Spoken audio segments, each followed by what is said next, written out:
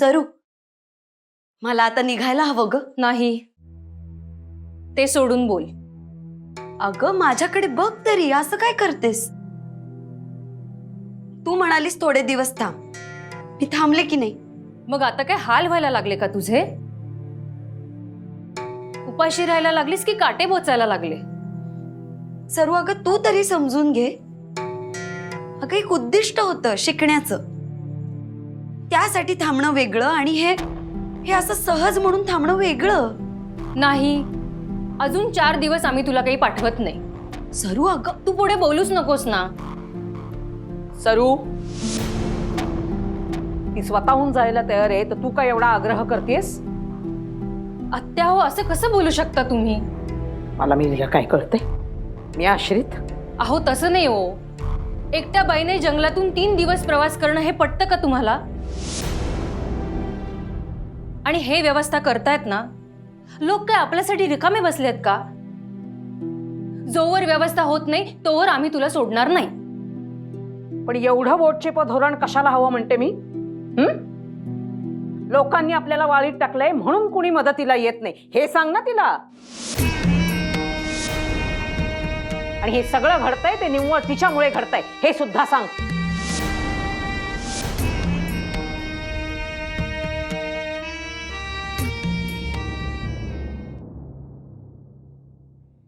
अगदी खरंय सरू.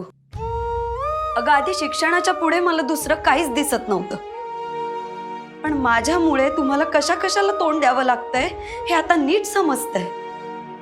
आणि तरीही मी इथे चिकटून राहू, हेच तर मनाला पटत नाहीये.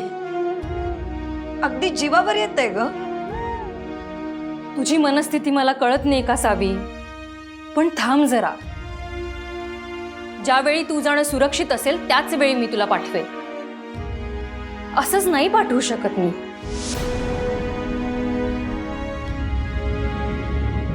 ही तुमची रक्कम थोडासा उशीर झाला.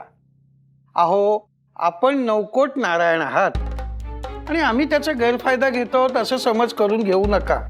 आमचे कर्जदार कर्जाची रक्कम परत करायला उशीर करतायत आणि त्यामुळे तुमचं कर्ज आम्ही चुकतं करू शकत नाही आहोत. हो, हरकत नाही. तुम्ही आम्हास आमचे पैसे वेळेत न देणं याच्यातच आमचा फायदा आहे.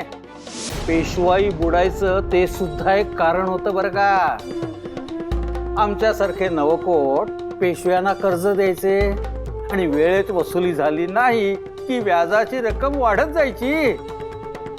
त्यामुळे मुद्दलेपेक्षा आमचा डोळा व्याजावरच जास्त असतो. तुम्ही सावकाश द्या, पण हिशोबाने द्या. आमच्यावर पुंड पाठवायची वेळ आणू नका म्हणजे झालं. छे छे छे छे. मोरेश्वर शास्त्री, हा अहो मोरेश्वर शास्त्री, हा गोपू भट नगरहून परतले बरं का. आणि येताना एक अत्यंत चांगली वार्ता सोबत घेऊन आले आहेत. हो, कोणती आहे? जोत्याच्या भार्येभोवती नगरला धर्मांतराचे वादळ उठले. म्हणजे तिने धर्मांतर केले की काय? मी सुद्धा गोपू भटांना हेच विचारले, तर ते म्हणाले की धर्मांतर केलेले नाही, पण असे वादळ उठले आहे हे नक्की, आणि त्याचा लाभ आपल्याला उठवता येईल. मोरेश्वर शास्त्री, आता आपण कंबर कसायला हवी. मी आधीच तयारीला लागलोय. चारी बाजूने वावटळ उठायला हवी. नको नको. हो, हाच तुमच्यात नि माझ्यात फरक आहे.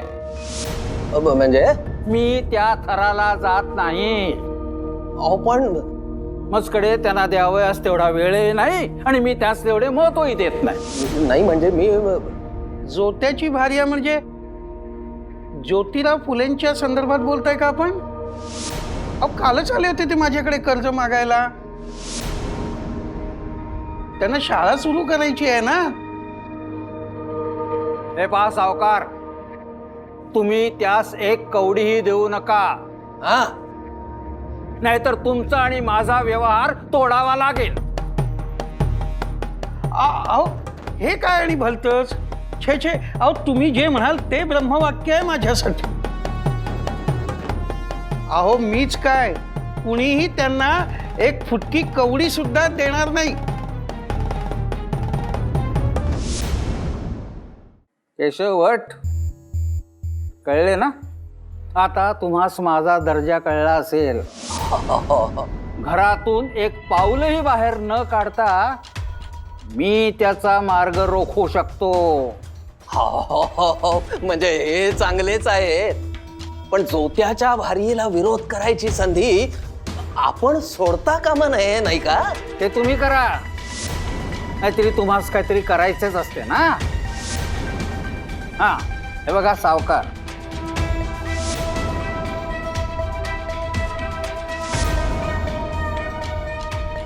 माई माई ज्योती आलाय. ज्योती आला? दुपारच्याला असं येत नाही त्यो. हाय का? आता आणि काय वाढून ठेवलंय देव जाणे. आव फातिमा हसत सांगत आली, म्हणजे घोर करण्यासारखं काही नसल. वय ना ग? वय तर आत्ता नगरला जायला भीमा दादाची गाडी बघायला गेलाय. नगरला असा घाई घाई न का चाललाय? समजा ठीक आहे ना तिकडं? ए, तू का तुझा पाय यात गुंतवून घेऊ नग. हा, हव पोर एकली आहे तिकडं, काही झालं असलं म्हणजे? भय माई झालंच आहे. हो, आपली सावी पहिली आली. पहिली आली? वय माई, आपली सावी जिथं गेलीये ना तिथल्या शाळेत समद्या मुलींच्या ती उजवी ठरली.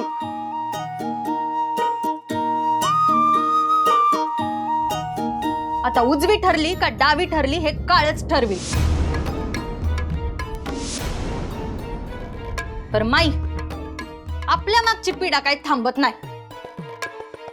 का ग बाई, काय झालं? तू अशी तणतणत का आली? कुणी काही बोललं का? एक असेल तर नाव घेऊ ना. समद्यात चोच मारत होत्या, म्हणत्यात का तुझी जाऊ किरिस्ताव झाली या बाटली म्हणून.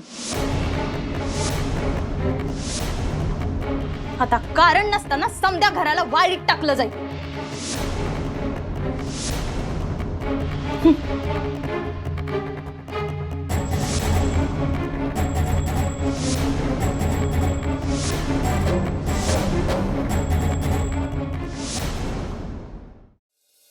बासुंदी आटत आलीये ग, मग लगेच पुऱ्या लाटायला घेऊया. हा, हो.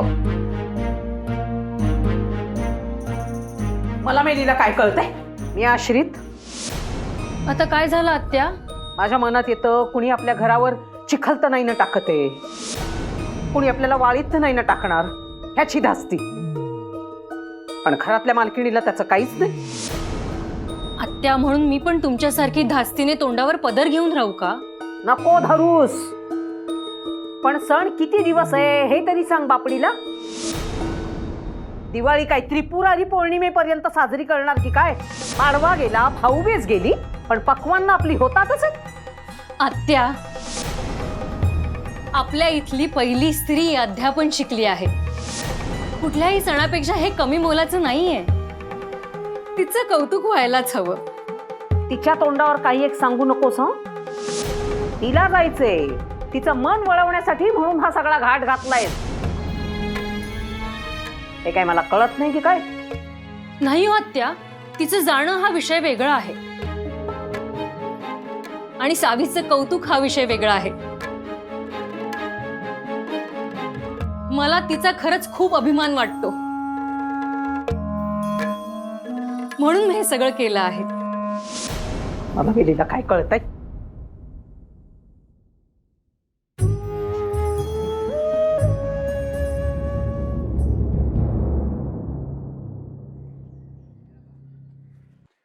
गावात जी चर्चा चालू आहे ती खरी आहे का? कसली चर्चा? हेच की सावित्रीने धर्मांतर केलं आहे. तुझ्या कानावर काय आला आहे का? कान बंद करून घेतले आहेस. कान बंद करायची कला आमच्याकडे नाही. हे जर खरं असेल तर अख्ख्या पुण्यात मान खाली घालून फिरावं लागेल. तसंही सांगून सुद्धा तुम्ही मान ताट ठेवत नाहीच. प्रत्येक बाबतीत स्वतःला दोषी मानता, हलक्या दर्जाचे मानता, कमी प्रतीचे मानता आणि मान खाली घालून चालता. केशव भटाच्या समोर तुम्हाला सांगितलं तरी काही फरकच नाही. मला बदलायचे दिस गेले, गौऱ्या रचून झाल्या आहेत, तेव्हा फुकाची बडबड नको. सावित्रीचं काय ते बोल. सावित्रीनं धर्मांतर केलेलं नाही आबा, उलट ती जिकडे गेली ती. आबा, तुम्हाला अभिमान वाटेल अशी गोष्ट हे तर लक्षात घ्या, तुमची सून ही पहिली स्त्री आहे जिने हा अभ्यासक्रम पूर्ण केलाय. आणि विशेष म्हणजे त्यात ती पहिली आली आहे. ज्योतिराव, आपण शाळेसाठी ज्या सावकाराकडे कर्जाची मागणी केली होती ते आता नाही म्हणतात. मोरोबा, ही अशी वार्ता अशी धाडकन सांगून टाकायची असते का? म्हणजे मग काय प्रस्तावनेचे गुराळ घालत बसायचे होते? अरे पण अगदी बरोबर आहे, ते महत्वाचं नाहीच, वार्ताच महत्वाची आहे सावकाराची. पण मला एक सांग मोरोबा, कालपर्यंत सावकार हो म्हणत होते आणि आज अचानक नाही कसे म्हणाले हे बघायलाच हवं. एक काम करूयात, भीमा दादा तुम्ही जा सावित्रीला आणायला, मला इथं थांबायला हवं. अरे मोरोबा, ते सावित्री वहिनींना आणायला चालले होते आणि आपण मांजर आडवी गेल्यासारखे इथे उभे आहोत. नाही, अहो ज्योतिराव, तुम्ही जा, अगदी निश्चिंतपणे जा. आम्ही शाळेचे कामकाज थांबू देणार नाही. आणि एक सावकार नाही म्हणाले म्हणून काय झाले, दुसरे सावकार बघू.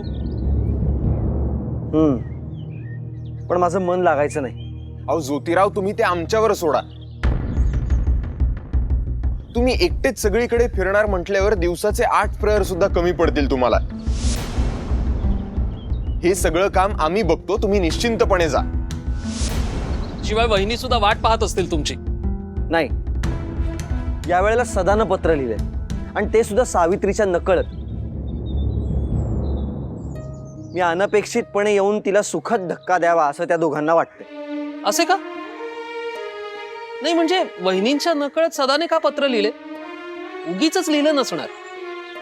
सावित्री जो अभ्यासक्रम शिकायला गेली होती त्याच्या परीक्षेत ती पहिली आली. काय सांगता? अरे वा, उत्तमच झालं की हे. होय, त्यामुळं तिला जितक्या प्रकारे आनंद मिळेल तितक्या प्रकारे मिळावा, तिचं जितक्या प्रकारे कौतुक करणं शक्य आहे तितक्या प्रकारे तिचं कौतुक व्हावं याकरता सदा आणि वहिनी तिकडे धडपडतायत. खरंय, पण हे फारच छान आहे. वहिनी पहिल्या आल्या. ज्योतिराव, आता तर तुम्ही वहिनींना आणायला जायलाच हवं. नाही, तुम्ही इथली काहीही काळजी करू नका. तुम्ही एक क्षण इथे थांबू नका. बसा बसा. होय, भीमा दादा, गाडी जाऊ द्या.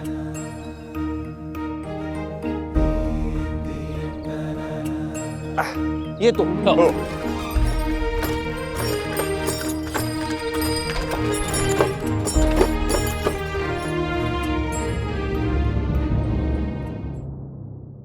सरू ऐक ना ग, काय हरकत आहे मी एकटीनं जायला? काहीतरीच काय अगं सावी, मी तुझ्याकडे राहायला आले असते तर तू काय केलं असतंस? उत्तर दे. हो म्हणालीस तर मी पण हो म्हणेन.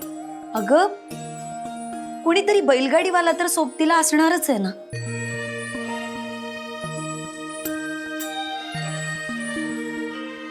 आणि तूच सांग सरू, हे मला इथे सोडून गेले तेव्हा जाताना एकटे गेले ना, मग मी जायला काय हरकत आहे? तुला कळत नाहीये का सावी, तू एक बाई असते. अगं, स्त्री पुरुष समानता आपणच म्हणतो ना, मग इथेही ती असायला काय हरकत आहे? आणि बाईपणाचं म्हणशील तर हिरकणी काही पुरुष होती का ग? हा, तीही एक स्त्रीच होती ना. तिचा तर छत्रपतींनी गौरव केला. मी काही तिच्यासारखं गड वगैरे उतरून जात नाहीये ना. अगं, पण जंगल आहे ना, उडत जाणार आहेस? धड्या अंगाने आलीस तशी धड्या अंगाने परत जा. उगाच माझ्या सरूवर किंवा जावई बापूंवर बालंटी यायला नको.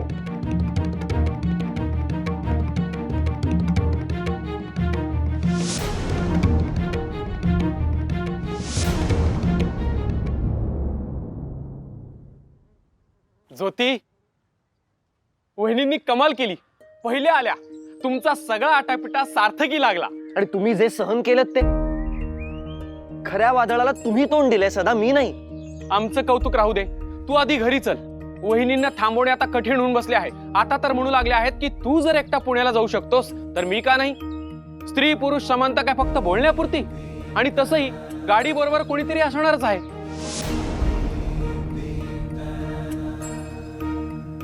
मी बोलत काय बसलोय, तू चल चल चल चल आधी. अरे तुझा चेहरा पाहून काय आनंद होईल त्यांना. आणि मी दिसलोच नाही तर? दिसणार नाही म्हणजे? सदा, सावित्री जे म्हणाली तेच माझ्या मनात घोळतंय. मी सावित्रीला अनपेक्षितपणे दिसणं आणि त्यातून मिळणारा क्षणिक आनंद महत्वाचा आहे का मी न दिसणं चांगलं? या दोन्ही पैकी जास्त परिणाम साध्य करणारं काय आहे? अर्थातच तू दिसणं. त्यानं काय होईल? आनंद होईल. खूप आनंद होईल. बरं, खूप आनंद होईल. पुढे साध्य काय होईल? ज्योती, तू न दिसण्याने तरी काय साध्य होणार आहे? त्यांची अस्वस्थता वाढेल, मनाची जी घालमेल होतीये ती वाढेल. पण ह्याच गोष्टी आपल्याला बळ देत असतात सदा. सावित्री त्यामुळे धीरानं पाऊल उचलेल. आठवतं तुला, लहानपणी जेव्हा आपण पोहायला जायचो तेव्हा आपण पटकन विहिरीत उडी मारायचो का? नाही. का? कारण आपल्याला भीती वाटायची. आपण विहिरीत तेव्हा उडी मारायचो जेव्हा आपल्याला हे लक्षात यायचं की आता कुठलाही पर्याय उरलेला नाही, कोणीतरी आपल्याला मागून ढकलणार. हे जेव्हा आपल्याला लक्षात यायचं तेव्हा आपण सर्व बळ मनात साठवायचो आणि उडी मारायचो. आताही तसंच. मी दिसलोच नाही आणि तसंही मी येणार आहे हे तू सांगितलेलं नाहीस. पण ते त्यांना अनपेक्षित आनंद मिळावा म्हणून. ते आपल्या पथ्यावरच पडणार आहे. सावित्रीनं मनातल्या मनात बळ एकवटायला सुरुवात केलेली आहे. आपण पुण्याला एकट्या जाऊ असं ती म्हणालेली आहे. मग बस.